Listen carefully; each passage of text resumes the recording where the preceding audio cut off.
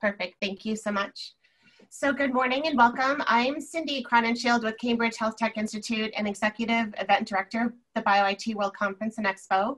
We're excited to be able to finally bring our event to you this week. We really appreciate your patience and persistence as we all navigate this virtual world. In 2002, when BioIT launched, it launched during a critical time in science. The Human Genome Project was near completion. The era of digital biology was just beginning, and the common driver of all of these efforts was data, and the data deluge that was inundating life scientists in every field.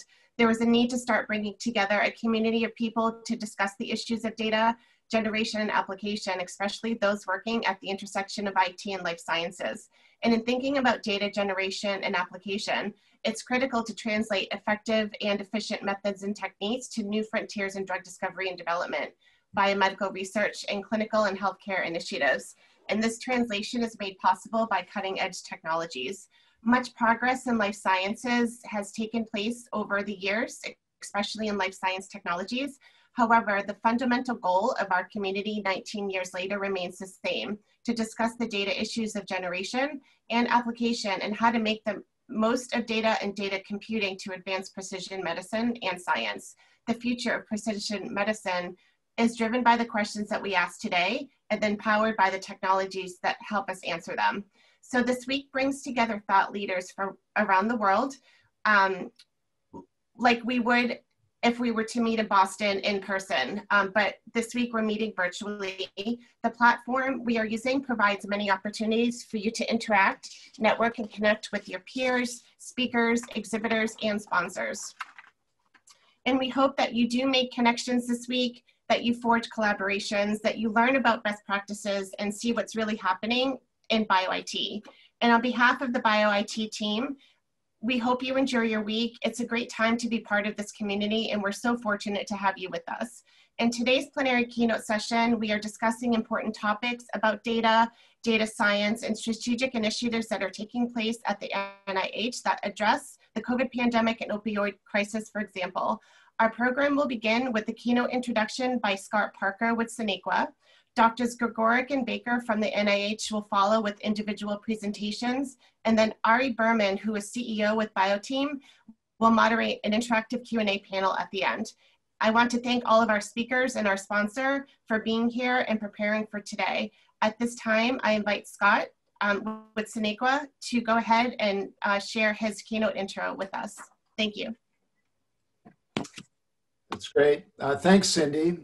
As mentioned, I'm Scott Parker, Sinequa's Director of Product Marketing. I'm honored to be here to introduce our keynote speakers. Both speakers serve as directors at the NIH. As you may know, NIH's mission is to seek fundamental knowledge about the nature and behavior of living systems and the application of that knowledge to enhance health, lengthen life, and reduce illness and disability. As an enterprise software vendor, Sinequa's mission is to provide a means for organizations to make explicit knowledge readily available for all employees. So let's review why explicit knowledge is increasingly difficult to apply readily and consistently. Researchers, biostatisticians, scientists, and other knowledge workers, especially at large, globally dispersed healthcare and life science organizations, we're becoming increasingly disconnected from the information, the expertise, and the insights that are critical to success, and at the same time, they're hidden within this increasingly complex and expanding digital landscape. And it's really caused by several factors, as you can see here. The content increasingly sprawls across many repositories and often multiple clouds.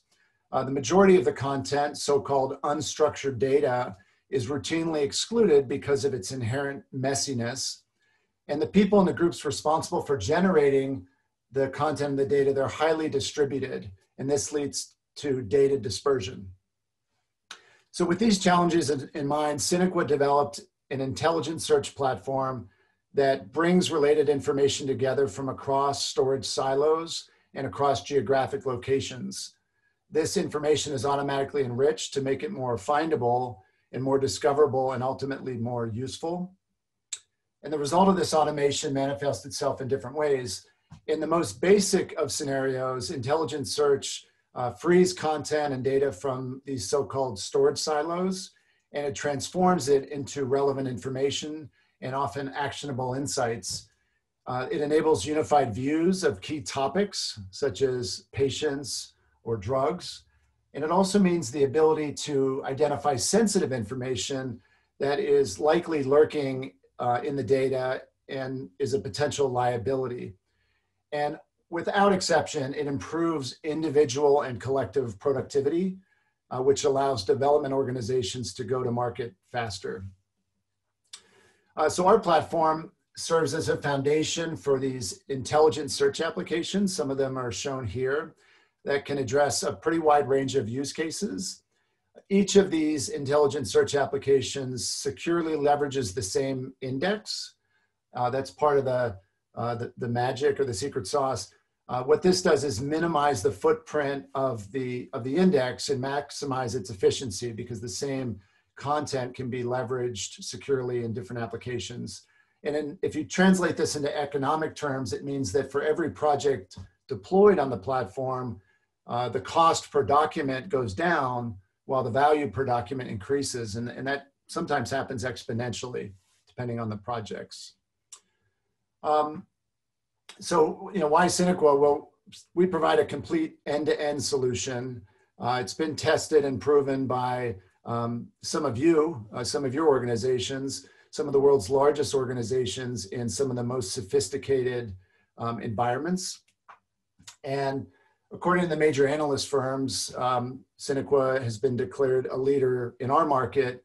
We've been a leader for the latter half of the last decade reliably. We've seen other vendors come and go from this leadership status, but Sinequa's remained. So that's a little bit about Sinequa. Again, we're pleased to be back to BioIT, obviously virtually this year. We'd like to welcome you. And without further ado, I'd like to bring up our excellent keynote speakers. I'm going to stop sharing. Thank you so much, Scott. I'm going to start sharing. It'll just take me one moment to get everything set up. So just bear with me while I switch the display and also switch the monitor. I am super excited to be at BioIT World today, and I sure wish we could be together in Boston. However, the agenda looks fantastic, and I'm really looking forward to our virtual meeting. Just hoping that this is going to work. Someone's going to tell me if it's not. So I think we're making real headway to create data that is fair, findable, accessible, interoperable, and reusable. And sometimes it feels like when we get there, we run a race. Yes, our data is fair. The end. Or is it? Really, sometimes when I think about making data shareable, it's really just the beginning of a lot of really interesting and great science. And my talk focuses on getting to that starting point and maybe just a little beyond. When I think about where we are at NIH and other agencies, I think we've already started the race, and I think we're making a lot of great progress. So I'm going to tell you a little bit about some of the things that we're doing at NIH, and then I'm going to hand the ball over to my excellent colleague and friend, Dr. Rebecca Baker, to tell you about HEAL. NIH supports research in many different areas, from biophysics to structural biology. You're seeing a cryo-EM structure up there on your upper left, to neuroimaging, for example, of the brain, to cellular dynamics. Susan, yes. Sorry, it's Scott again, but your slides, they don't seem to be advancing. Okay, hang on. I'm not sure what is the problem. Maybe try sharing and resharing again. That worked last time. Okay, so stopping and resharing. I am now not on my VPN, so let's hope that works.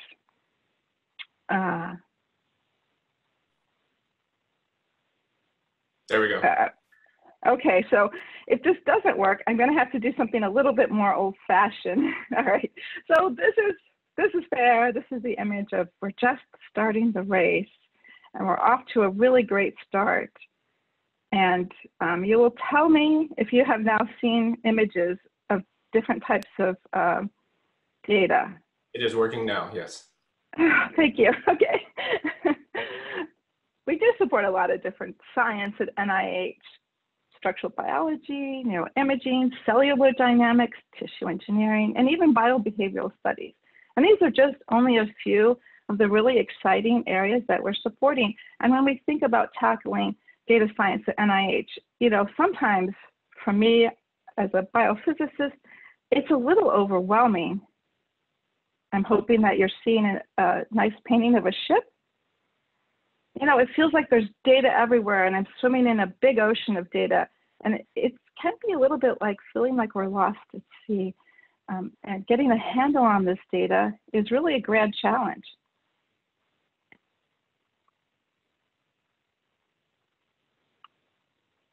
So tackling data, it's just the first step, but it's an important first step.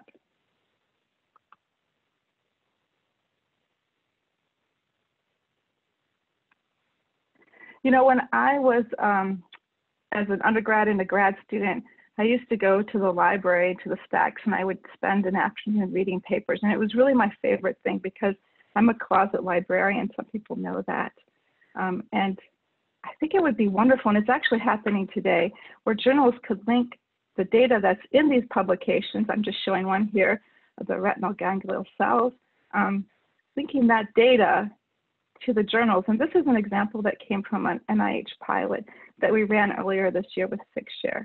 And here you're seeing a particular image of these, of the human brain and looking at these ganglion cells. And wouldn't it be wonderful if I could search on this data such that the metadata were computable and I could find this data and others as well? Wouldn't it be wonderful if I could pull that data and any of the analysis tools that were used to analyze that data into some of my favorite platforms like Galaxy or Jupyter or Bioconductor, or just even having the software linked to GitHub that analyze that data? I think the amount of science that we could enable by really rethinking the way that publications are from static to dynamic would really change scientific inquiry and make concepts real of fair data and reproducibility.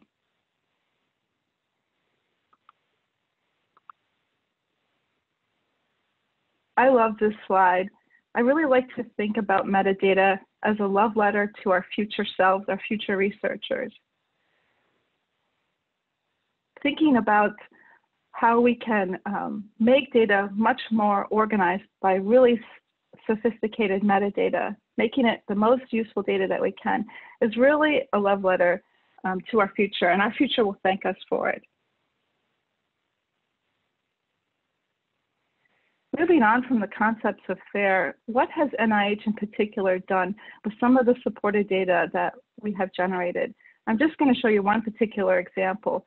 And this is really putting to life some of the concepts that Lincoln Stein proposed probably 2 decades ago, which is putting our data, our genomics data in particular, on the cloud. And this is enabled through our STRIDES programs.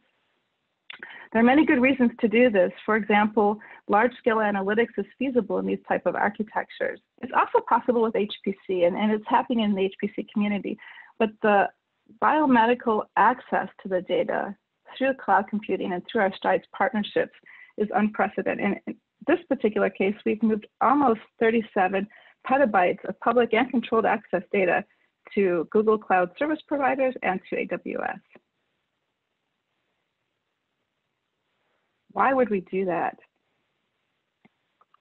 Well, there's a lot of really good reasons why this is beneficial to NIH and to the community.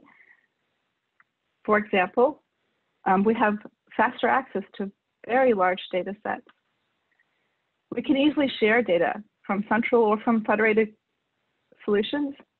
The availability to compute on data at this scale is unprecedented. And finally, it just makes the whole concept of reproducible science that much more achievable. This is just one particular example, and it's really a fun example. It's from the Ceratus consortium, and this is a partnership with AWS. And what they were able to do was to pull all of the SARS-CoV-2 genomic sequences that have been sequenced over the last 10 or so years from around the world pull them together into their platform, and then reconfigure the analysis, the all against all comparison analysis for these genomic sequences. They were able to do this in 3 to 4 days by some really sophisticated software re-engineering, instead of the 12+ months that it would have taken to do this exact same research question. And this is really pretty incredible, and it's made possible by putting all of this data from SRA into the cloud, and then to enable partnerships with industry or academics to enable much more sophisticated software engineering. And that gets to the next point. You know, I love this concept that if data is the new oil, then, and this is to paraphrase from Glenn van der Linden, that if data is the new oil, then AI is the new refinery and the clouds are the pipelines. Okay, so just to rephrase slightly from Glenn, if data is the new oil, then software is the new refinery and the cloud is the pipeline. I think that's kind of a cool image. And here's what we're doing to really enable sophisticated software in the cloud. We've supplemented researchers who are enabling software to forge new collaborations between biomedical researchers and software engineers to really enhance their software, their tools, their methodologies with partnerships in software engineering and computer science to make those research tools cloud ready. And I think that this is something that we will continue in the future. Software sustainability, software enhancements, these are all really important and key concepts for making data fair and enabling a biomedical data ecosystem, and it's something that's important to support. So what have we supported over this past year? A number of really great applications in fast healthcare interoperable resources for making clinical data much more usable. A number of cloud commons, including face-based, which is a pretty cool facial recognition platform. Biomedical simulations, including new ways to forge force fields and dynamics in the cloud. Biophysics simulations, including blood flow simulations. Genomics software like the one that I've just shown, imaging and neuroimaging software. So there's been a lot of really great collaboration amongst NIH and our institutes, and I have to say that all of our NIH institutes and centers do participate in this program. So that's making software more sustainable. But what about new ideas in data science and artificial intelligence? I'm super happy to say that NIH is supporting and participating in a program that is a partnership with NSF to accelerate innovations in computer science and information science and engineering. And this is building on an existing program that has been in existence for a number of years, the Smart and Connected Health program, but to forge new areas, including areas in information infrastructure. We're looking for applications that develop tools for interoperability and distributed and federated and scalable digital infrastructures. We're looking for transformative data science, unstructured data interpretation, and knowledge representations and visualizations. We're looking for new and design federated and fabricated multi-dimensional sensor systems, and new approaches to support individuals to effectively participate in their own health. Ways to think about automating health, the human in the loop systems, and finally, medical device interpretations. Please look for these announcements through NSF and through NIH in the later part of this fall. I anticipate that applications will be due in the early winter. Let's think about the future. When we think about developing all of this great data science, I think we have to create science that's for everybody. And so we have a number of programs at NIH. The NIH Data and Technology Advancement Data National Service Scholars Program. We are bringing our first cohort of scholars to NIH this fall and winter to work on a number of exciting areas, including neuroscience, unraveling Alzheimer's and disease genomics, supporting cancer, knowledge extraction, new ideas in medical imaging, and integrating cloud-based platforms for genomic research, to name just a few. We will, of course, be participating and offering these scholars programs in the 2022. So I hope that if you're an industry expert or an academic expert in computer science, in information science, data science, artificial intelligence, or other interesting areas, that you will consider coming to NIH for a 1 or 2 year sabbatical program. We also partner with the Civic Digital Fellowship to offer Coding It Forward interns. These are computer science, information science, and sometimes interesting other sciences like economics, who come to NIH for a 10-week summer program. This past summer, we hosted 16 students, and this was not easy because the entire program was run virtually. So all of the students did their work completely remotely from their home. We will be bringing 24 students, again virtual, starting this fall, to work in 14 of our institutes and centers and offices, and we will continue the partnership. So if you have an undergraduate student or you are an undergraduate student, I hope that you will apply to the Coding It Forward program and perhaps even select NIH and biomedical research as one of your internships.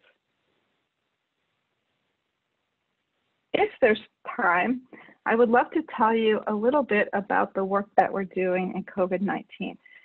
This is an unprecedented time, and I think that it's more or less all hands on deck to solve this problem. We are generating an enormous amount of data for COVID-19, and we want to put this data in platforms so that the data will be used by researchers. There are a number of great use cases for researchers with this data that are understanding transmission and infectivity, evaluating treatments and interventions, predicting long-term sequelae, making the social determinants of health with exposure data, examining the impact of child and maternal health, and finally, there are a number of technical challenges that we will have to face.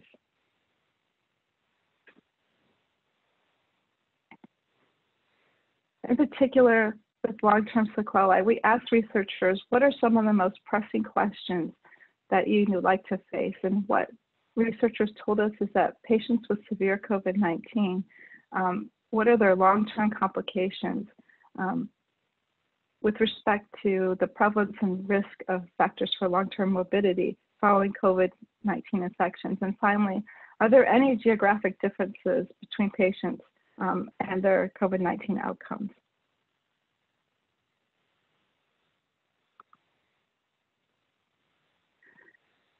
So we have a number of NIH-supported clinical platforms that will be housing COVID-19 data, including Biodata Catalyst for our PEDAL and our ORCID clinical trials. All of us who are enrolling new participants who are COVID positive or COVID tested.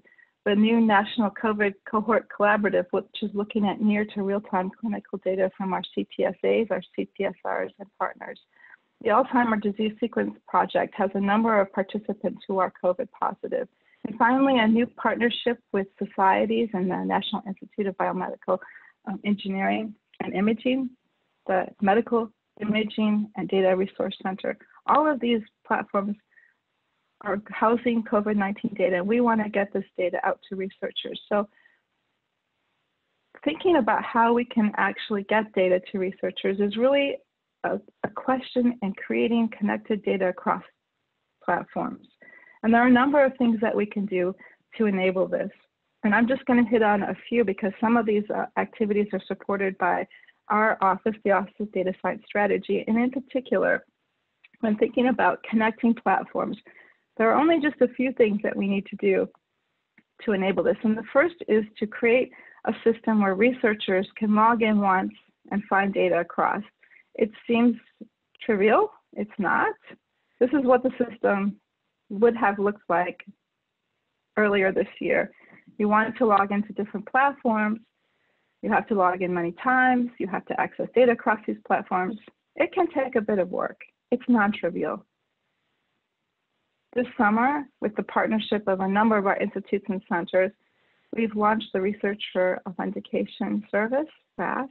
It's the ability for researchers to log in once, and through the work with J4GH and others, creating a passport for our researchers and a visa for the data so that researchers are able to find the data that they're interested in working with and that they have already been authorized to do so.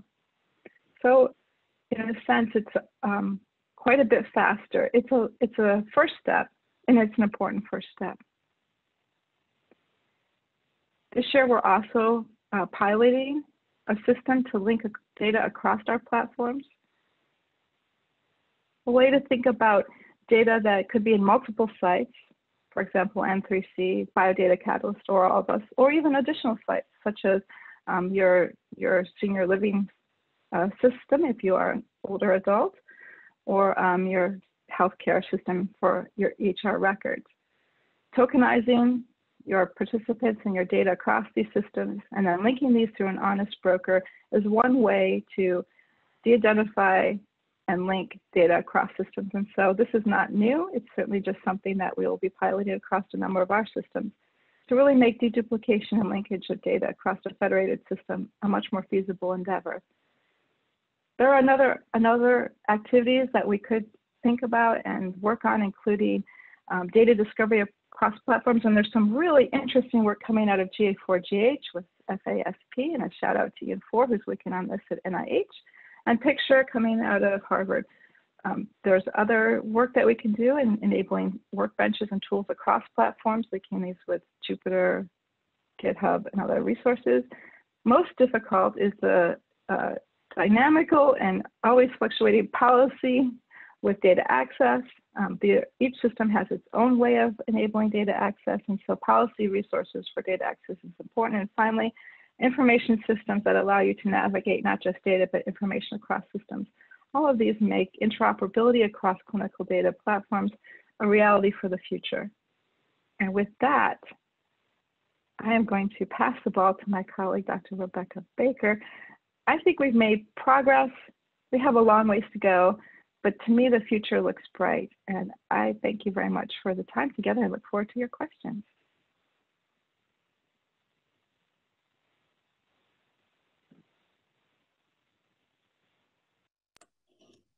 Thank you, Susan.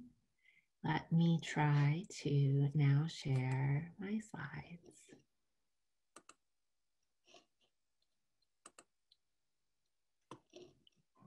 Okay.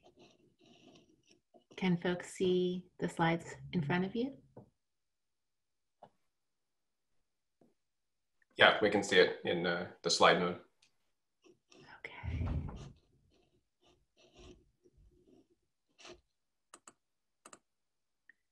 Great.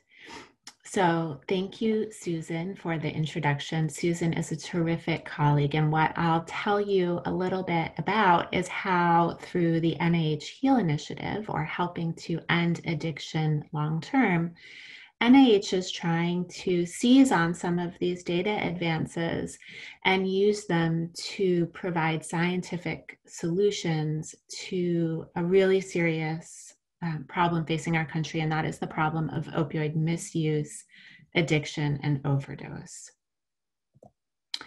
So here's the crisis that we face. Hopefully I've advanced slides and you can all see the next slide. Yep, seems to be working fine. Thanks. Thank you, Ari. So the national crisis of opioid misuse, addiction, and overdose is devastating communities across our country. You can see here that there has been a dramatic increase in communities nationwide in overdose deaths. The majority of these deaths are associated with an opioid drug. And this dramatic increase resulted in the declaration of a national public health emergency in 2017.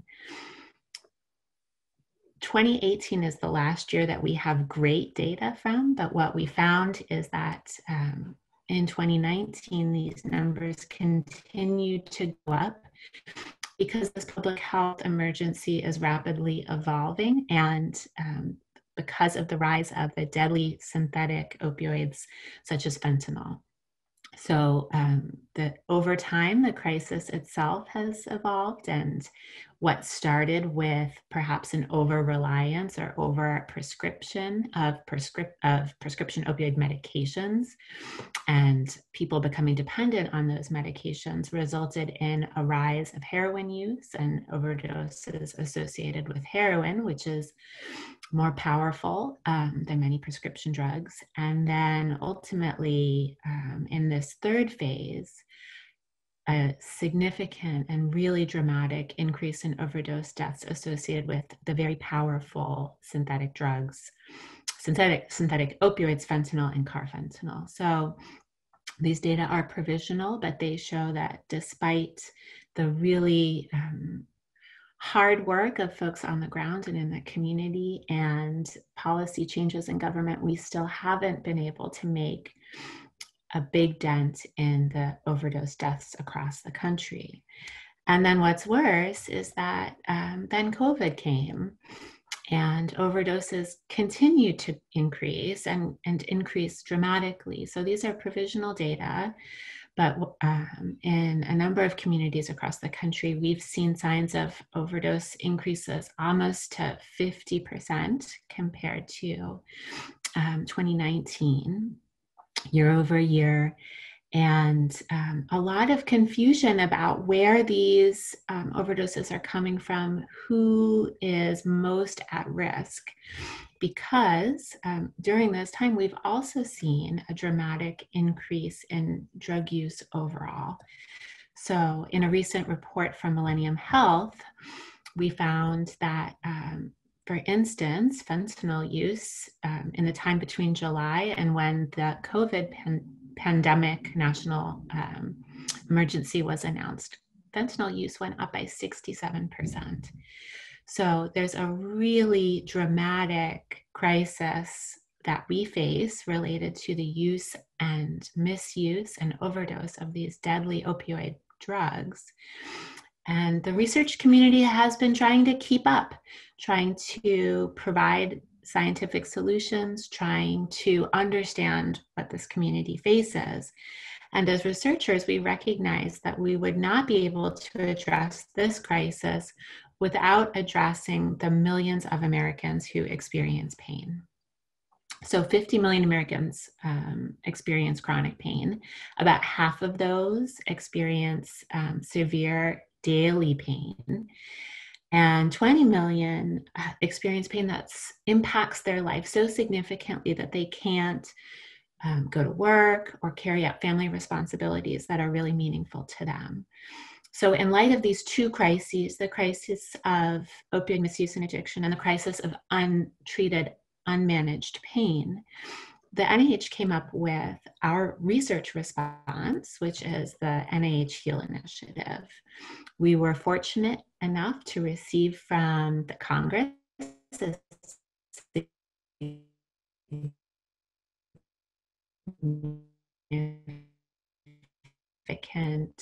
investment. And we really trained over 25 different research programs that span from prevention research, basic science, understanding pain, understanding new targets for pain, a large number of clinicians for what types of people, and then significant right now and put it into place in real world settings. And recognizing that because of the urgency of this crisis, we really needed to work hand in partnership with communities and our federal colleagues. We've, through the initiative, established a large number of collaborations and partnerships, as well as collaborations and partnerships across disciplines, seeking to leverage all of the expertise we have, all the knowledge and evidence to provide scientific solutions to the public health crisis of opioid overdose deaths. So I'll now tell you a little bit how our initiative is organized. You'll see we have two primary goals. First is both clinical research and improvement and prevention of opioid misuse and addiction. So this comes up with novel medicine treatments for opioid use on newborns and children as they grow older. Really coming up with novel prevention and treatment strategies that take into account the whole person, sleep, mental health, etc., And then once we have this knowledge, rapidly converting it into clinical guidelines and real world settings so people can take it on and make a big change. And I would point out here at this communities have not always, communities of researchers, these communities of clinics, communities and care have not always connected one another. And what we found is that there were certain groups, there's fragmentation within the research community. People will focus on one disease condition that's associated with pain, or they will focus on one treatment approach for opioid use disorder, not feeling necessarily connected with the other factors playing into the patients that they serve. However, when we launched the initiative, we found that many of these researchers were really eager to share this mission, this important mission of stopping overdose deaths, with their colleagues in these other fields and scientific disciplines. And I think, as I'll tell you about today, our strategy towards data will play a really big part in enabling these researchers to take on more, to be more aggressive in the research questions and take a wholer look in the research questions that they pose, and accelerate our progress towards treatments and better outcomes for patients. So I'll now tell you a little bit about how in some of these research focus areas we've tried to provide scientific solutions, laying out some of the public health problems that we seek to address. So the first is that many people with opioid use disorder, the clinical term for opioid addiction, do not receive appropriate treatment for their condition. So there are 3 FDA-approved treatments for opioid use disorder: methadone, buprenorphine, and long-term naltrexone. Many people never access them. And so through our HEAL research efforts, we're working to test the integration of these interventions, these evidence-based interventions, into community settings. And so that can be justice settings where people come through. Frequently, people with opioid addiction come through the justice community, or emergency room settings where people come when they're really seeking help, as well as a research study, the Healing Communities study, that seeks to pull together all of these interventions and all of these evidence-based approaches to prevent opioid overdose deaths in communities in 4 states that have been hit really hard by the opioid crisis. Our next problem that we seek to address is that even when patients are provided medication for the treatment of opioid use disorder, many of them don't stay on treatment long enough to achieve long-term recovery. And I think in the past, there's been a sense that people go off treatment because their lives are complicated, and that's true. But we also want to help them by providing medications that work better for them, that are more user-friendly, longer lasting, and innovative. So HEAL Research is working to develop immunotherapies that could be given to certain high-risk patients to prevent relapse and overdose, extended release formulations. So instead of going to a doctor every single week or taking a medication every single day, you could take one once a month or every couple months. And then lastly, medications to address craving and other parts of the cycle of opioid misuse and addiction, not just treating the severe aspects of opioid use disorder. So this research builds on a lot of work that NIH has done in the past, really seeking to understand the patient's experience and help them through these clinical tools accomplish long-term recovery. Another problem that we face is that not all pain is the same, and not all patients with pain experience pain the same way. There are biopsychosocial aspects, but then there are also aspects specific to different types of pain: nerve pain, musculoskeletal pain, pain associated with specific health conditions. And we're working through the initiative to really find ways to study and describe that, so that our research efforts to come up with new treatments can be most effective. So that means coming up with a biomarker for pain. If you've ever been in hospital and someone's asked you how much pain you're experiencing, a lot of times they'll they'll ask you to rate your pain 1 to 10. We're trying to do better than that and come up with objective measures as well as endpoints and signatures that can be used in clinical trials. And we're also working to test non-addictive treatments that are coming through the pipeline for specific pain conditions, recognizing that one treatment might work better for one condition than for another. A huge challenge for the clinical community is balancing pain control with the risk of opioid therapies. So opioids can be very effective for treating pain in the short term, but they often don't work for chronic pain. And in the long term, they present significant risks of misuse, overdose, and other side effects of opioids.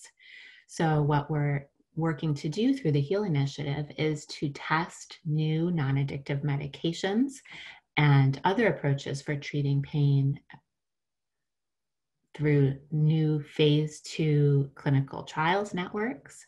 We're partnering with the Center for Medicare and Medicaid Services, CMS, to test acupuncture for the management of chronic low back pain in older adults, and really work to understand how the non-pharmacological pain management strategies, such as acupuncture, such as cognitive behavioral therapy, or other complementary and integrative approaches, could be put into place in the healthcare setting. So it would be easy for clinicians to tell their patients, this might work for you, and then put it into practice.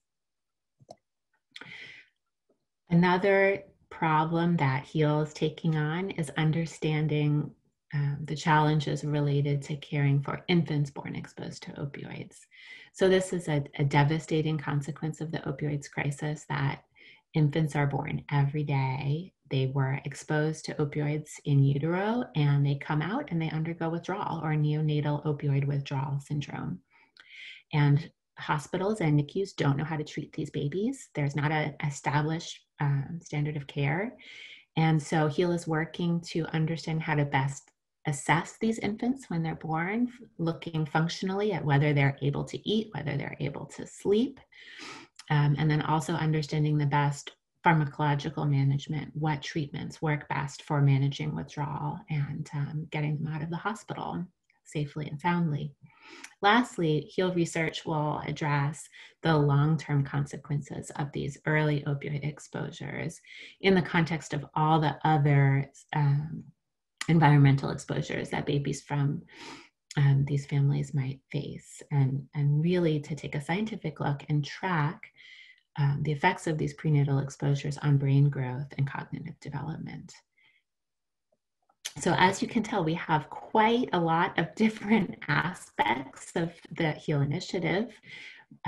As the crisis is so broad and cross-cutting, we have themes, cross-cutting themes in our initiative, and that includes really working to make sure that we engage research participants as partners, work with our patients and other stakeholders, so that when we design the studies that the initiative is supporting, we're making sure that the science and the evidence that these studies produce is meaningful to our patient communities.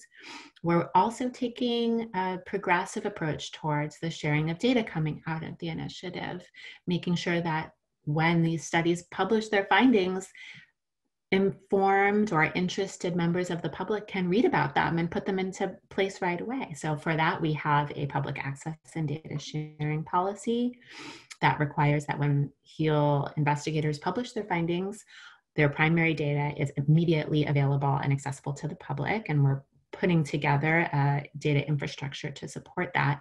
And then we're also working with our teams of investigators to harmonize our measures and make sure that when these primary data are made available, people can carry out their own synthetic cohort studies or pose their own scientific questions and come up with their own scientific solutions to the opioids crisis.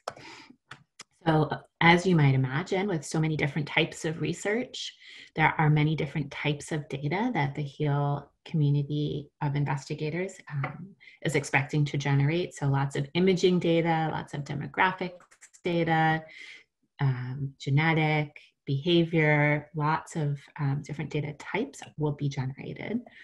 And some of our studies are working really proactively to harmonize the common data elements or elements of the data collection in the initiative that will help us facilitate comparisons between studies, help secondary researchers access quality and meaningful data, and allow really quick comparisons of results from these different studies. So if one study found one finding and another found something different, how can we quantify the impact of the interventions and reconcile differences in our observations?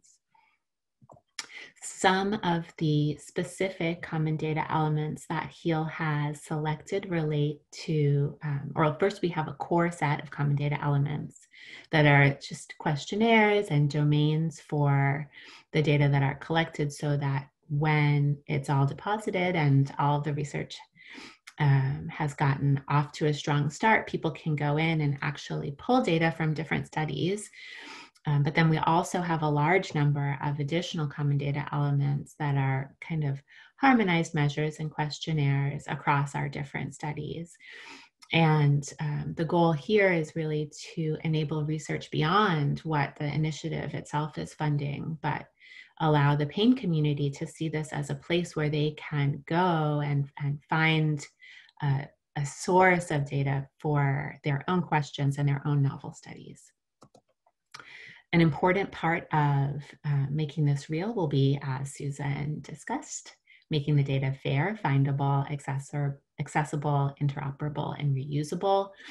And that includes the unique identifiers, the systems that make it findable and accessible, the taking advantage of some of the terrific advances that Susan and her team have been putting into place across the NIH. We'll be creative about which of the studies we seek to make interoperable and how to enable that, and really be sure to put into place a structure that allows for the data to be reused and metadata to support the secondary research of the findings coming out of our studies. So in the spirit of imagining what we would be able to do if we had all of these data collected, we had all of these practices in place, HEAL data would be available to the public and could be combined with information such as opioid prescription levels, because opioid prescription is often the beginning of misuse, and connect that with, for instance, a healing community study, how opioid overdoses are affected by changes in opioid prescription practices in specific communities and specific states hard hit by the opioids crisis. Or we could also ask questions that we really don't know the answer to. So, which patients prescribed opioid medications are most likely to develop an opioid use disorder?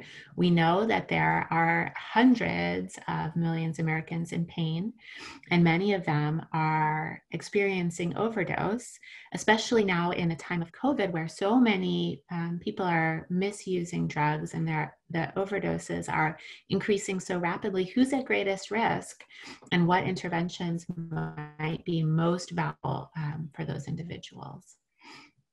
So, as you can tell, we have quite a diverse set of research to support this line of inquiry, a data sharing policy and public access policy that requires that the data be made available to the public, as well as the potential to really further open science through our management and sharing policies. We've put together the beginning of an ecosystem through a data platform. I know that this is really just getting started, but our goal is that as our HEAL investigators get to work generating data of these different categories and types, they can be organized in data coordinating centers and data management centers put onto the cloud, and that the HEAL data platform will allow for these data to be discoverable and therefore accessible to the larger community. And the reason we're working to put together this ecosystem is really to enable a life cycle of data use and reuse and innovation, so that as these researchers carry out these studies, evidence can be shared with the community, new studies can be developed, the data can be reused, posed for these new questions, but then also communicated outwards to patients and communities, to clinicians, and to our policymaking federal partners and other agencies. But then I would add to that life cycle that we'll also be looking for innovation in new ways. And so our hope is that this initiative will continue to provide material that can be used to pose new questions and combined with new data sets and provide a kind of a virtual platform for new inquiry and the development of new solutions to the opioid crisis, as all of the data science advances that Susan told you about continue to provide opportunities for research. So with that, I'll thank the organizers again for the opportunity to speak to you today, and thank you very much. I guess now I end my slideshow.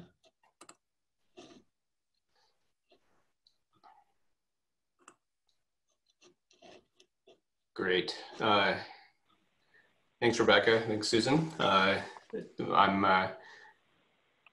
name's Ari Berman. I'm CEO of BioTeam, and I'm going to take us now into the Q&A section of this. Rebecca, you might want to stop sharing your screen. Yes. Yeah, thank you both for your typically compelling talks. There's a lot going on. And also I want to thank Scott for his presentation on the Sinequa platform. If folks want to ask questions in the Pathable app, please feel free to do it in the chat window there, and we will attempt to answer those questions.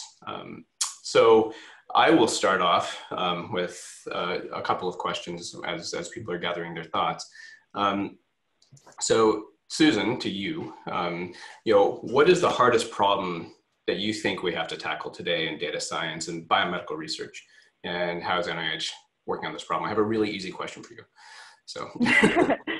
Yeah, wow, there's so many hard problems and so many compelling problems.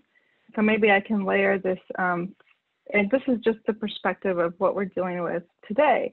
I started to talk about the sequence read archive SRA. It's probably now 37 plus petabytes shared between Google and AWS. We can partition that down into small chunks, but imagine that you wanted to have an algorithm that would search across 37 petabytes of data. That doesn't exist. In a couple years, I think that will. But that's just the foundation of hard. Now imagine we have 80 petabytes of data shared across 5 platforms, all of which have their own initiatives and their own common data elements and their own data frameworks. And now we want to make that data interoperable. That's the real meat affair.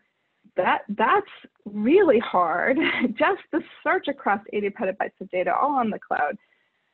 And thinking about ways to aggregate that data that makes sense to researchers. Now layering on top of that, the data is consented in different ways with different access protocols. And now let's think about the data ecosystem that's also computationally an ecosystem. That's just cloud computing, but there's HPC computing for simulations and integrating in data in the loop. It's even harder. And then now there's sensor data that's analyzed via AI on the sensors, fog and edge computing. We can really make this problem hard. So partitioning it down into solvable bits and working up is a grand challenge, and pulling the community together, another grand challenge. I think it takes an entire community to really make progress in data science, not just for biology, but for weather, for economics. There's a whole world of science that will benefit from the work that we're doing here at BioIT World this week. So I'm excited to roll up my sleeves. Yeah, a follow-up to that, something that I think about a lot is, so there's a lot of data, right? And the data is in many, many different formats. And Rebecca, I guess I have a similar question for you later, but getting back to Susan here, how do we know which data are valuable and which are not? Because I'm not sure that we have done that well as in biomedical research. Yeah, that's also a really hard question. As a trained physicist, sometimes the biomedical community looks a little bit like data pack rats. And I get asked a lot, why do you save all this data? Why don't you just rerun the experiment? And here's my answer. Everyone has their own feelings, but the data that we're generating in our research experiments are the tangible product of our work. It provides the knowledge for those publications. It is an instance-in-time snapshot of the science that we are at today. When we publish the data and make it available, that's the way that we can enable the future. However, I think that if you ask many biocurators and folks working in the biodata data management field, they will say that probably a very large fraction of that data is left on the table. And understanding how we can quantifiably measure that and move that to not on the table, but in some platform that people are really using, that is also a challenge, because just measuring and quantifying data use and reuse beyond citing it is tough. But I would say that if you ask me, based on my prior work in other agencies, about 80% of the data that we generate is not really reused in any effective way. And that's really a shame, because experiments are expensive and they really are a time snapshot of where science is today. Yeah, I agree. And it not being used, I think we don't understand what is actually useful and not from some of that data that's just sitting around taking up energy to store. Rebecca, similar question to you, and there's a couple of questions filing in here, so I'll follow up with that. The same question for you. So you showed the vast diversity of data coming in from the HEAL initiative, and I'm sure there's a lot of different research styles and types and different programs going on. How do we best collect that and actually make use of it in sort of the near term, given that it's such a crisis at the moment? Well, for HEAL, because it is a crisis, I think that provides us a sense of urgency. There's everyone feels the responsibility that the taxpayers are supporting this research, and it is our job to make it available. I think that for HEAL, the question will be, how can we develop the innovative tools and non-biological research approaches that help connect the data that our researchers are working so hard to generate with all of the other pieces of information that are going on. And that can be public health data, but it could also be innovative data science approaches. And so that's something that we'll be looking forward to kind of put it all out there, make it available in a way that's fair, and then use it as a source of new questions and new lines of inquiry that can be connected with all of the other important research going on to help address the opioids crisis. Yeah, that is the promise for sure. As sort of a related but follow-up question there, one of our attendees asked, if the data is from different sources, how do we bring them in common methods, with common data elements? And either of you, please chime in on that. Yeah, I could start and then I'll pass over to Rebecca. And she did such a great job with the common data elements. I love that. That is something that we are working pretty intensively on right now at NIH and have been for quite a while.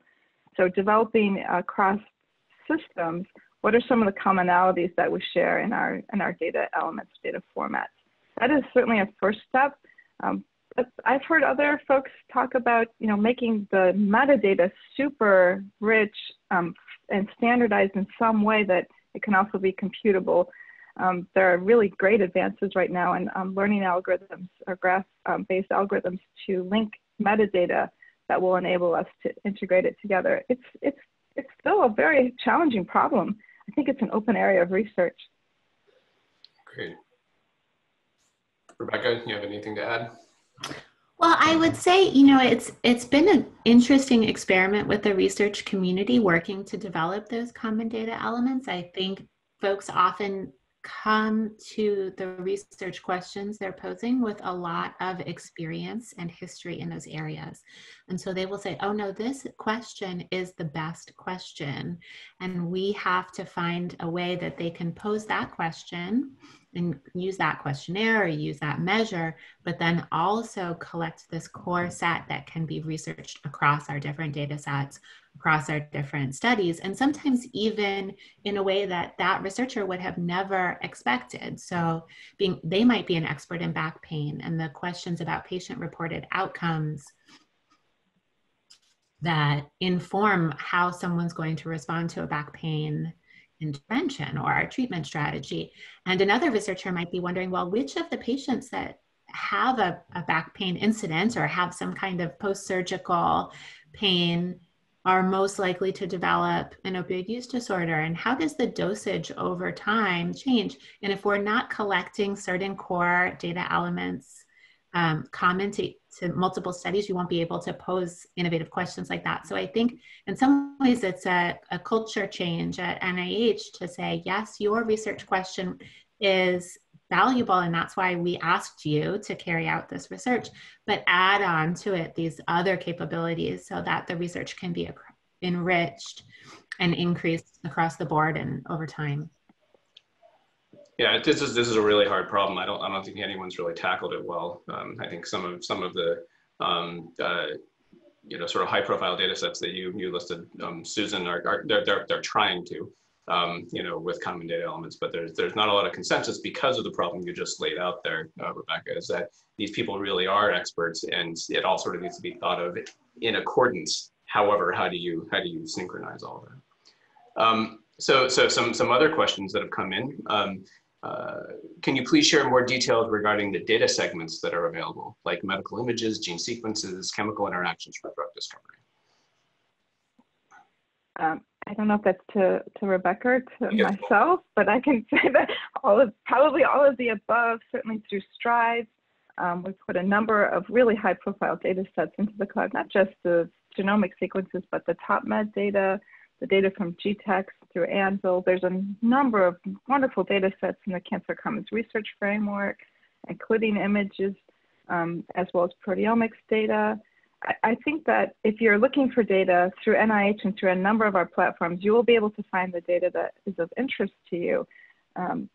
So I don't think that we're leaving any data types out. Just connecting them is not as easy as it would seem. Absolutely. Any follow-ups there, Rebecca? Well, I would say this is an area where HEAL is probably branching off a little bit from what NIH has historically tried to aggregate and research across domains. So the genomic data, the large-scale genomic and proteomic data were the first types to be hosted and put out for this type of research. And now we're expanding a little bit into these social and behavioral type studies, different types of electrophysiology data and different types of data within the initiative. We have some genetic data too, of course, but we have a lot of other data and especially clinical data as well, and imaging data too, that will, be coming available, because I probably skipped this in my talk, but we launched in 2018, made a number of awards in the past year or two. So these researchers are just getting these. Yeah. And it's going to be, I think, a deluge of very diverse data set, which will be very, very interesting to tackle. Susan, I think you will appreciate this question along with me. Do you have a forecast for HPC teams about the possible amount of data that the HPC teams can prepare for in the next year or two? That's a great question. I sit on an advisory board for a computing directorate in a couple agencies, and the things that we're hearing right now is that the architecture of the HPCs are changing to be mostly GPUs, which is good and bad. But the good news is that you can anticipate a lot of data. We're dealing with petabyte scale data. I think that that's probably fairly likely, if not already happening in the HPC world. The really cool thing about HPC that is a little harder for cloud, as far as I can tell, is the way that you can interplay the biodynamical simulations with data in the loop simulations. And that's a really interesting concept, not just for biomedical research, but it's also true in the weather forecasting fields, where here the data, the experimental data, can then drive the parameter prediction that is then fed into the biomedical simulations. And we're starting to see a little bit of that through partnerships with DOE and NIH, through the RAS. That's a cancer initiative. RAS is a cancer protein. It's responsible for 30 to 40% of all cancers through its mutation. That dynamic of the interplay of the biomedical course and molecular simulations with the AI-driven parameterization is pretty compelling. There was a wonderful talk and paper, I think it was last year at Supercomputing. So in the HPC world, I would say that driving that convergence of data and analytics is going to be something that is truly unique. Yeah, it's a huge problem. Something that I spent a lot of time thinking about too. So it's going to be very interesting. And I'll postulate that I think, as you alluded to, that HPC engineering in itself is going to change a little bit coming in the near future. I think it has to accommodate the data. All right, so another question that's come in, Rebecca, you got a few in a row here. So at a high level, can you describe what all goes into the harmonization effort for the harmonized measures you described for HEAL? Well, I'm hoping I'm understanding the question right, but it was a lot of person power, how we carried out the selection and harmonization of some of these measures. So we launched a number of studies at the same time. And so we had to go to them and say, what types of data are you planning to collect, and go through what folks had considered to be their measures. In certain cases, add some. In other cases, ask them to carry out another one in place of what they had planned. I think there's, in some ways there's a lot already there. Like there are lists and lists and lists of CDEs that folks collect. So it is kind of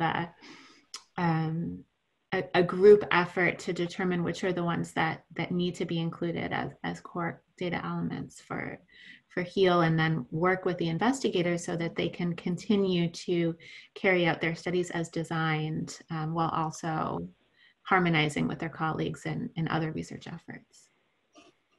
Yeah, excellent. I mean, again, this is the problem. We keep dancing around. It is really hard to make this work in the community. Another question for you, Rebecca. Wayne, he asked, what is the measurable impact of the HEAL program so far? Great question. So there are a few efforts that really are on a fast track. One of the areas that I told you about is the development of new medications for the treatment of opioid use disorder. We have found that to be such an invaluable tool in fighting the opioid crisis, that we have these 3 FDA-approved treatments, but they don't work for everyone, and they don't work for everyone at specific stages in their life. So we put out, I think it's about 40 plus grant programs, and already a number of these, almost 10, have gotten their IND from the FDA. So we have a good set of research programs moving forward specifically to address opioid use disorder and reverse opioid overdose.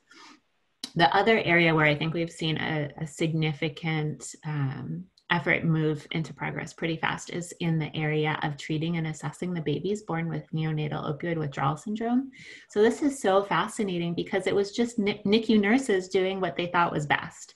The babies were born, the NICU is very noisy. There are like all these like blinking things and beeping things going off. And so certain investigators decided to test, well, what happens if instead of kind of medicalizing the opioid withdrawal, the nurses and focus on building connections with the moms, and instead of measuring all the things that are wrong with the babies, measuring the things that they are able to do. And so that study, Eat, Sleep, Console, really seeks to find out whether the baby can eat, whether the baby can sleep, whether the baby can be consoled, and working directly with the parents to establish a relationship there. And so the baby and the mother forming a bonded, trustful relationship. And so that has caught him like wildfire, as you might imagine. It seems very intuitive, but it wasn't how the babies were being assessed and treated prior to just a few years ago. So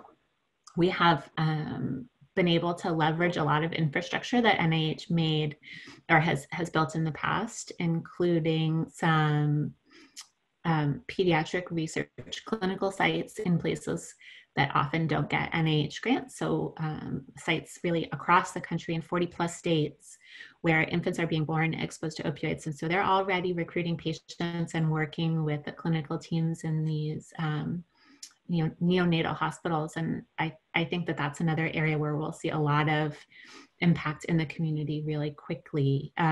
For other areas, there's significant signs of progress, and Medicare is covering acupuncture for the treatment of low back pain as part of the collaboration with HEAL and our research in that area. But there are so many other conditions and so many other treatments to test that we're really just getting started. Thanks. That's excellent answer. It's fascinating. It's and frankly, as sad as it is to say this, it's good to hear about something other than COVID. It's it's as much of a real problem COVID is. I'm going to convolve that question a little bit for Susan, actually, and expand it a little bit to, what is the measurable progress that NIH in general has made in data science in about the same time frame, last couple of years? I think that, and it may not appear as much progress as to the outside community, but inside NIH, I can feel the palpable changes in the culture of data science, and that every IC director is very engaged in data science. And it's because the staff are engaged at NIH, where there are over 80 people working just on the data science of COVID, meeting weekly, sometimes bi-weekly, sometimes 3 or 4 times a week, just to solve this problem. So the concept of the importance of data science, the importance of getting data to the researchers and integrating it into platforms that do talk to one another, it's a high priority. And that's having a noticeable impact on the external community as well as the internal research community. So I would say that there's been a huge cultural change. And that's thanks in part to Phil Bourne and Vivian Bonazzi, who really instantiated the concept of the FAIR data principles and data commons at NIH. That was just the first building block that we're building and leveraging on. So I would say that I wouldn't underplay the cultural significance of the amount of work that we're doing in data science. And now you see it in the community through funding announcements, but also in collaborative work through HEAL, through other initiatives, through COVID, that really brings data science together with all of the other sciences at NIH.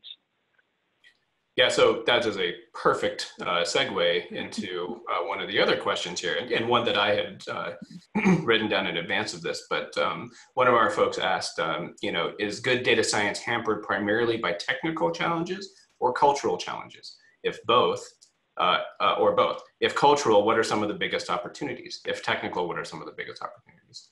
I'll open it up to both of you, whoever wants to start. I can start, but also it'd be really interesting to hear Rebecca's perspective as a consumer of data science and an initiative. But I think, do you want to start first, Rebecca, and then I can answer?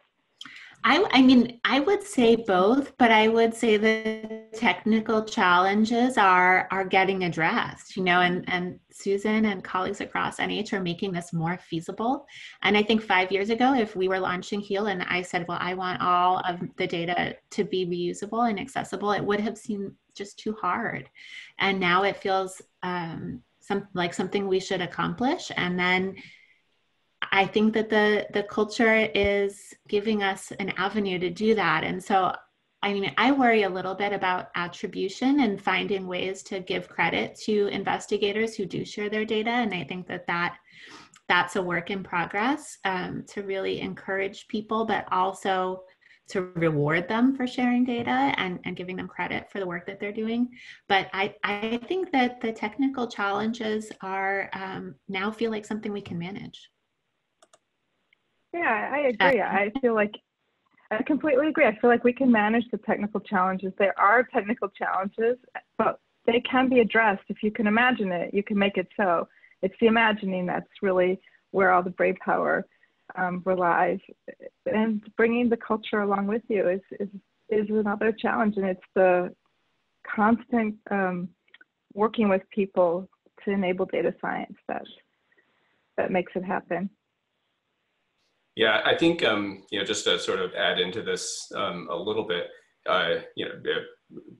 we've found that culture is one of the biggest barriers to adoption of anything, and specifically across science and biomedicine. There's such a diversity of very valid viewpoints that how do you bring together these viewpoints into technical systems and cultural systems that allow for broad consumption of the results of those in a way that can be more powerful. I think the biggest challenge here, both culturally and technically, in my opinion, is how do you make it easy? That's not easy, right? How do you make it less hard for researchers to do it this way than the way they're currently doing it? And that's a huge, huge challenge in every aspect. Okay, so I'll try not to interject too much here. I have a lot of ideas on this. All right, so one other question that was asked for you, Rebecca, does your system communicate or harmonize with other data sets, or are you planning to, for instance, the Cancer Research Data Commons or other NIH initiatives? So it's a great question. I would say it's probably the next set of challenges we take on. Our goal has been to really leverage the advances that projects like the Cancer Research Data Commons have been able to bring forward. And so using those types of platforms and using those types of strategies to make our data that we develop through the initiative shareable in the same way that data through the Cancer Data Commons is shareable. Whether we'll be able to use those technological tools to combine them or research across them will probably be one of our next set of challenges. And I invite those who are taking part in today's discussion to send us good ideas. I think that for some of the technologies, for instance, brain imaging and imaging associated with cancer might have some really cool AI tools that you could use for both. And so I think that there are opportunities there, but we haven't really gotten there yet. I think there's also, I was just thinking through this, there's probably some major opportunities, and I'm sure you've thought of this, for comorbidities between various disease states and pain and opioid use and things like that, like cancer, for instance. I'm sure there's a lot of crossover there. So it might be very interesting from that perspective as well.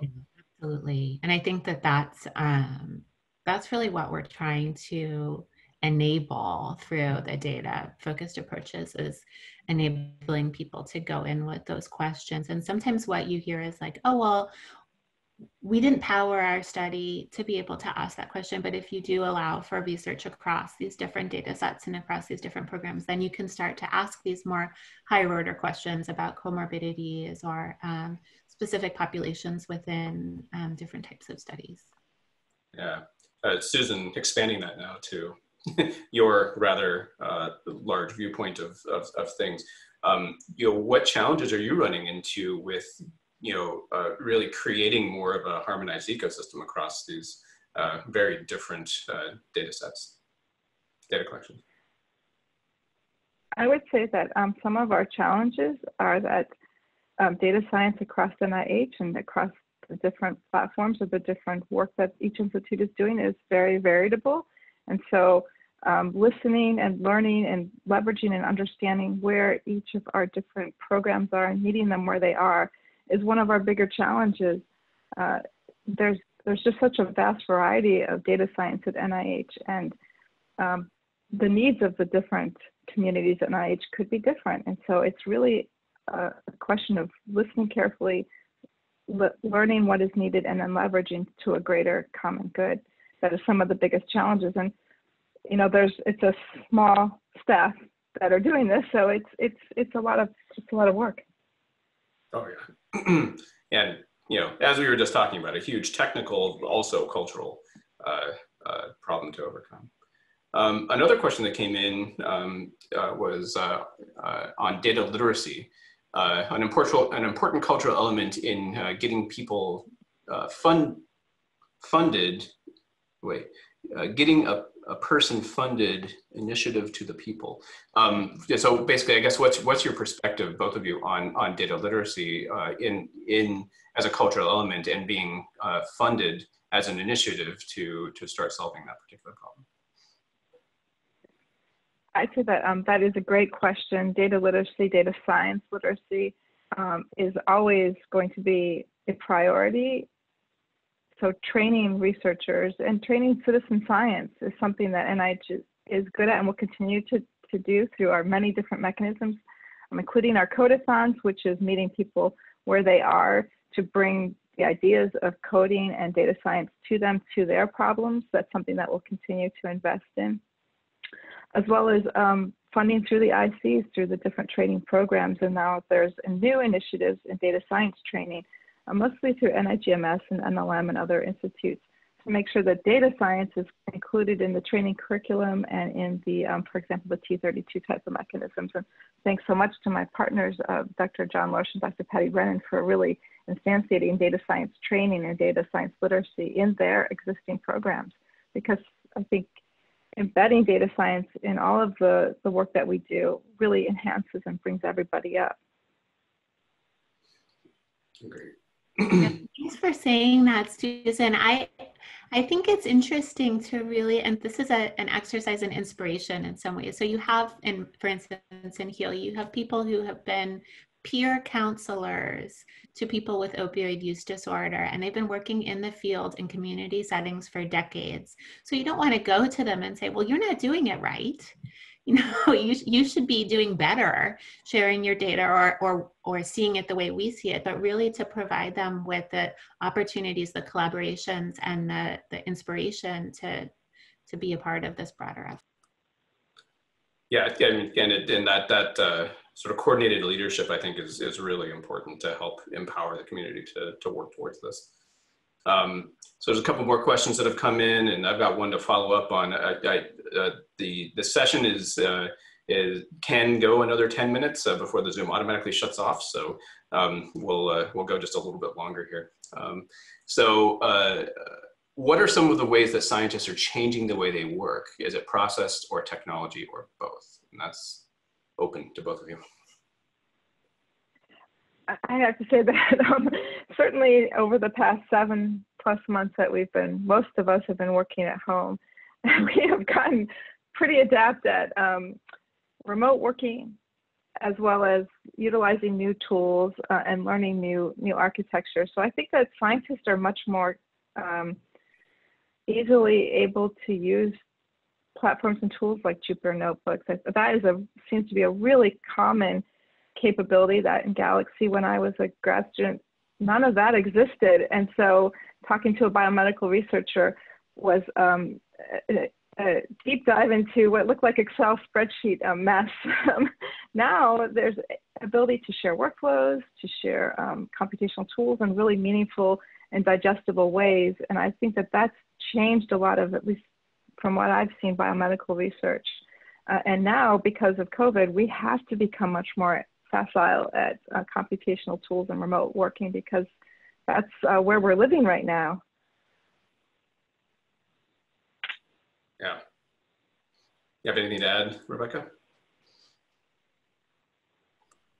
Oh, I just totally agree. I think it's an ongoing experiment. You know, for us, that I showed some data about how drug use and overdose is increasing during the COVID pandemic. But another thing that's increasing is the ability for people to take part in certain therapies. You know, so it used to be if you wanted to take buprenorphine and be on behavioral support, you would have to show up to a meeting at 7:30 in the morning before you went to work.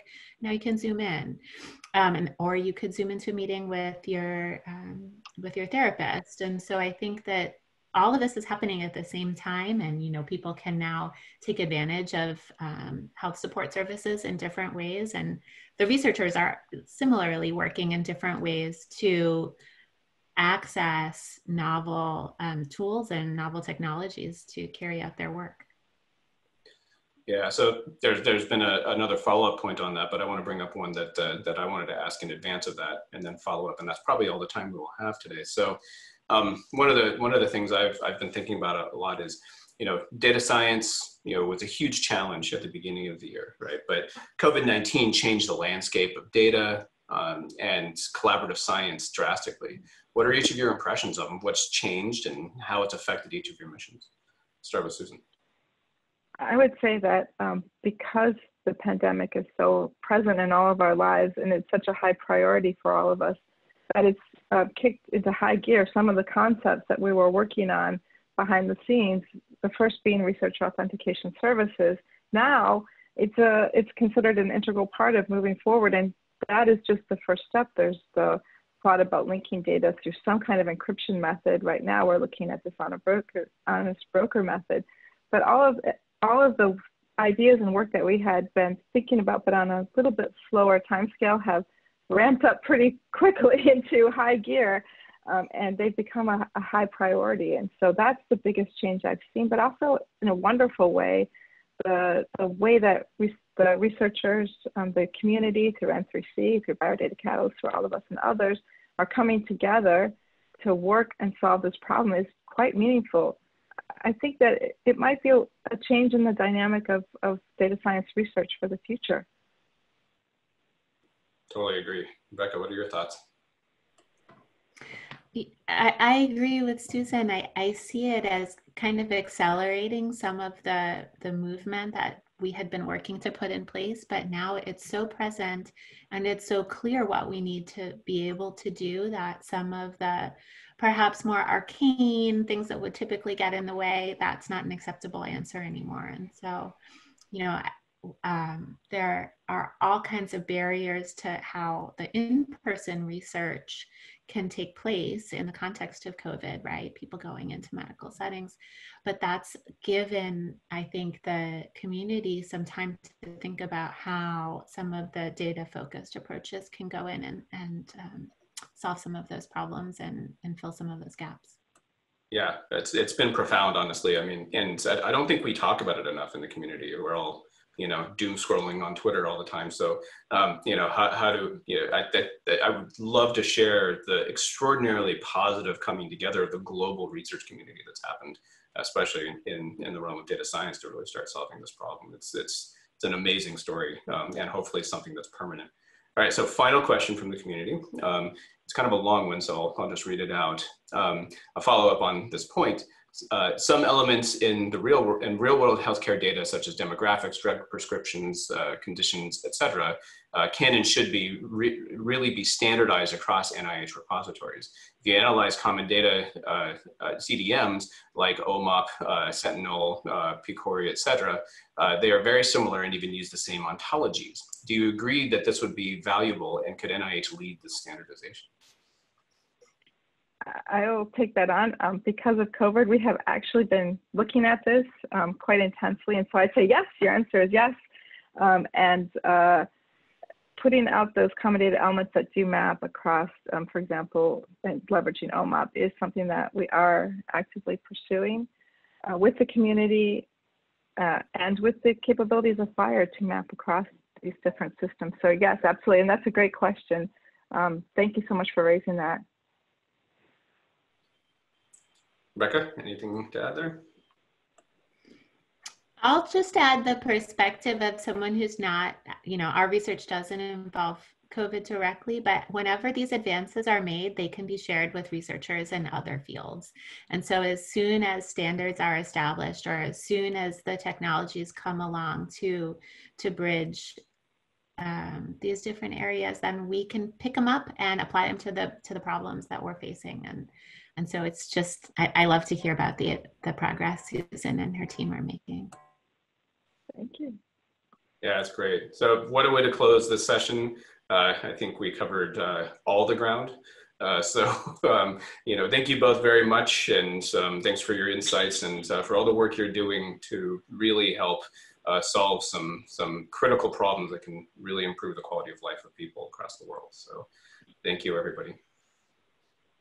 Thank you, Ari and BioTeam and BioIT World for a wonderful session.